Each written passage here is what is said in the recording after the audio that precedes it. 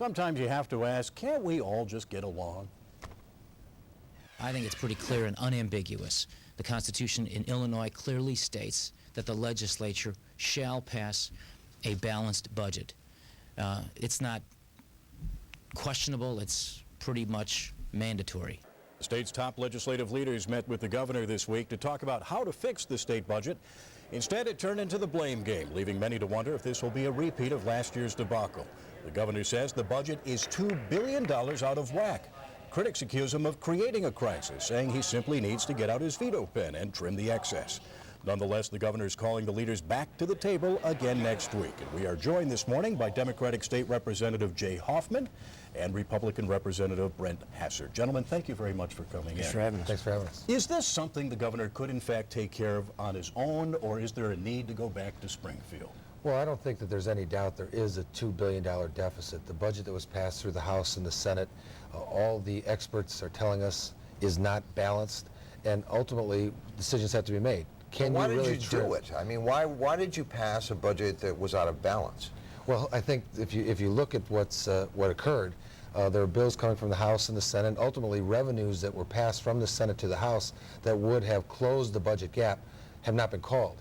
Also, we put forward a jobs bill that passed the Senate overwhelmingly, was not called. Money from that jobs bill would help take away some of the pressure from the operations budget and would help alleviate some of the deficit. I talked earlier in the week with Barbara Flynn Curry, who said in years past the governors have simply taken out the veto pen and taken care of it on their own. Is that the way to handle this? Typically, I've heard the same story. We got a lecture from Mike Madigan on the floor about what we did in the past, and you know, what we did in the past doesn't always prove to be very worthwhile. So I think $2 billion is quite a big pen to take out, and there's going to be a lot of pain that has to be inflicted.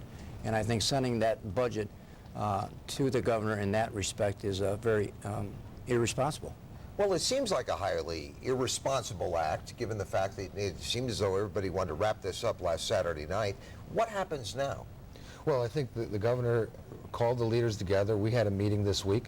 He put forward a proposal. His proposal was that he would take the red pen to much of the budget.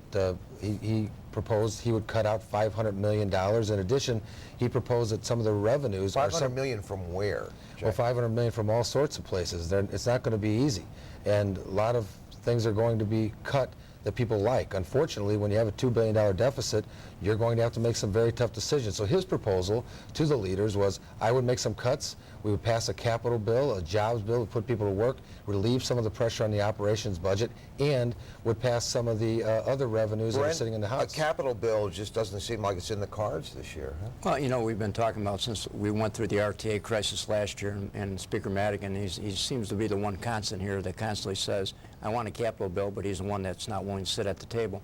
And we went through this charade last year with the RTA.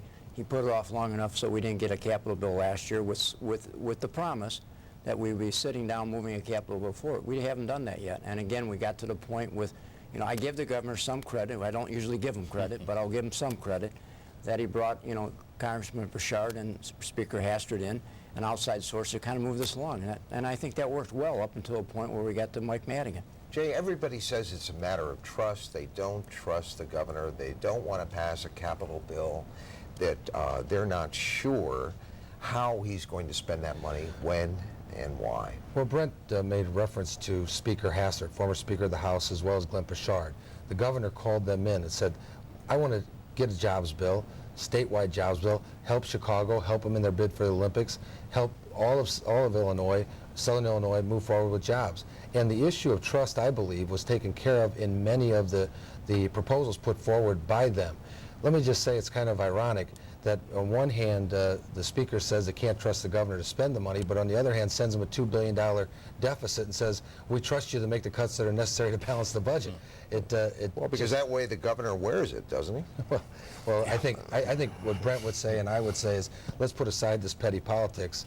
Let's move forward. It's too important. The budget as well as jobs in Illinois are too important to just play the petty politics that are being played in Springfield. And in the midst of all this negotiating and debating, in comes the Tony Resco verdict, guilty on most of the counts. What impact, if any, will that have on this budget process, do you think? Well, you know, I think it's been a cloud hanging over the head for quite a while, but we can't shirk our responsibilities and use that as an excuse not to move forward. We have another couple of years. Nothing has happened at the governor's level yet. If it happens later on, that's a different ballgame. But right now, as legislators, we have an obligation to continue to move the ball forward. We just can't use an excuse of that situation. It's an unfortunate situation, but we can't let it cloud our judgment. And we have a public policy that we have to set forth and move forward on. Jay, you're the governor's floor leader. I mean, what is the likelihood he'll call the legislature back in this summer? Well, I think we have to keep moving forward with leaders' meetings, and if they're making progress, I don't believe But if that... Mike Madigan won't go to the leaders' meetings, you're not really having leaders' meetings. Well, I think that's an important point. All the leaders have been to all of the Capitol meetings except for one, Speaker Madigan. All the leaders came this week to talk about the budget issues except for one, Speaker Madigan. So we're going to have to act unilaterally, and if he doesn't want to go along, so be it. But ultimately, we have an obligation to govern, and govern efficiently and effectively. He has to come to the table. But you know the Speaker believes that the state has reached an impasse whereupon only a state income tax will fix this. Your view? Well, look at our economy. We're in the midst of, I believe, a recession. You're seeing gas prices in the over $4 and downstate $4.15, here much higher. People can't afford to pay more taxes at this time. We put forward a proposal that would not have a tax increase, would have created over 700,000 jobs, and it was killed in the House of Representatives after overwhelmingly passing the Senate on a bipartisan manner, with Brent and others supporting it when it came to the House, the Republicans, and it was killed by one man in a parliamentary move. I think that's unconscionable. That bill should be called. It will help us out by putting people to work and making sure that the pressure is taken off the operations budget. Brent, is the capital budget really the answer to all of this? Well, it's one proportion. I think there's a lot of other problems that Jay and I probably would disagree with. The underlying problem with the structure of the budget deficit over 6 years, one-time spending, one-time revenues for spending. I think we could have a whole host of agreement. But I do agree with Jay. I don't think it's a proper time to look at income tax. We just passed a sales tax in Cook County. Cook County's got the highest sales tax now with the county board doing. We cannot infringe upon people any more than what we already have. And the capital bill is one segment of it. And I think it would put a lot of people back to work in a time where people are suffering. And what about this notion, and it's out there on some of the political blogs this week, that if the legislature does go back to Springfield and they're sitting around as they were last year, that inevitably the talk of impeachment is going to start growing? What do you think? You know, it's kind of like the hammer that you can try to hold over somebody's head not to do their job. And if the governor decides that's a problem, that he's afraid that will bring an impeachment charge, then somebody will be calling his bluff. I think it's a little bit of bluffing. There's no reason right now to look at it. The governor, in my opinion, I served on an impeachment committee for Judge Heupel. So I've been there, I've done that. And I think we'd be very cautious and very stupid if we move forward on an impeachment process without actually having material, but just because we don't like what the governor said. So in short, nothing happens before November in the veto session and after the election.